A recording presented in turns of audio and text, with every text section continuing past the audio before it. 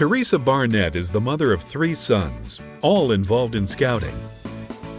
She became involved in the popcorn sale by becoming a unit colonel and then became the district colonel for the Ozark Trails Council in Springfield, Missouri.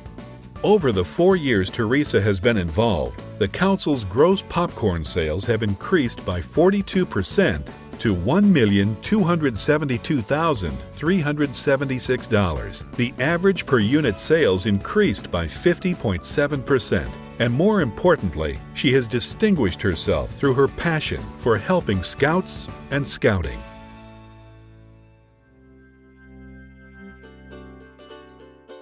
I try to let the parents understand that goal setting is a skill. It's not an automatic thing, and it's something that has to be taught. It's important to understand that we are setting the foundation of that now, and if we don't want our kids growing up sitting on our couches eating pizza, playing video games all the time, we have to teach them how to set goals. The successful people in life have learned how to set goals. It's all about taking it and turning it into a business approach. So goal setting goes along with that, but it's not the only thing. There's communication, and there's speech, and there's listening skills. You know, all of these are skills and not just automatic. What the children get out of selling popcorn and setting goals is a feeling of achievement and a feeling of success. What we have the ability to do in popcorn is to actually give them a real feeling of success and what that feels like and what that looks like. And when we do that early on with a kid, they build confidence, a sense of ownership when it comes to the popcorn or sales, and to their scouting, because when they sell lots of popcorn, they have the ability to be able to pay for their own scouting experience, and that's a wonderful gift to give to a kid. The other thing is that 70% comes back to local scouts. There's not a fundraiser that can really trumpet that.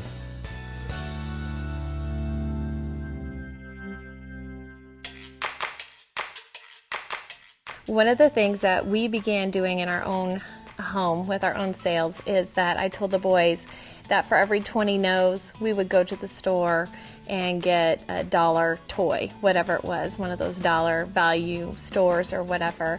And so we did that in the very beginning. And so what happened was that turned the no into a very positive thing. I'll never forget one man said no and slammed the door in the boy's face.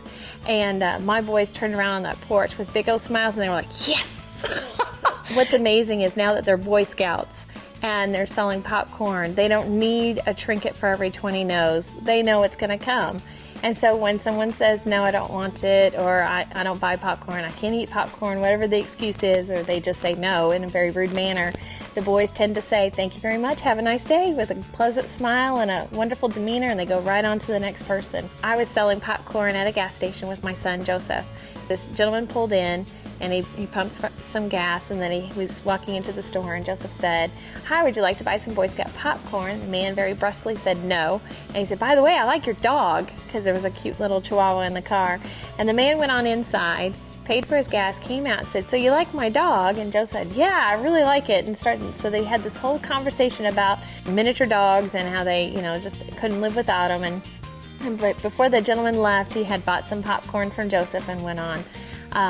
And that to me is really where the Boy Scouts actually have an opportunity to sell more popcorn than Cub Scouts, because they have that ability to be able to build relationships. If they've built those skills along the way, they have the ability to build a relationship really quickly with people that they've never met before. If the parent is not on board, the child is not going to be successful in popcorn. And that's vital. Standing up in front of an audience is terrifying for many, many children, and Boy Scouts and teenagers and adults. And so we need all the encouragement that we can get. Our kids need it even more. So that's where parents have got to be engaged. Help them to dream. What can they do with that gift card if that's the prize? Or maybe it's an actual toy or something like that. Whatever it is, help them to dream. The second thing that I would advise parents to do is to be purposefully engaged in the popcorn season and encourage their kids the whole thing. All of us are tired after a day of work. All of us are worn out. During popcorn time, for our kids to be successful and to feel that success, we have to sacrifice ourselves and put them before us. Probably the final thing would be that coaching. Your kid is not going to get on the bicycle and ride the first time. They're going to fall off.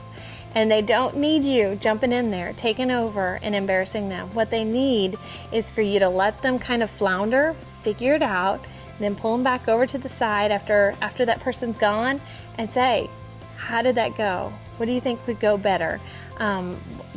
Maybe next time try this if this is what they say. And for a parent to actually be, instead of playing on their cell phone, to be taking notes on maybe what they can practice later on when they get home, what they can work on. That way that kid can actually get on the bicycle and ride down the hill with confidence and not fall off. Your typical popcorn time takes place over four weeks.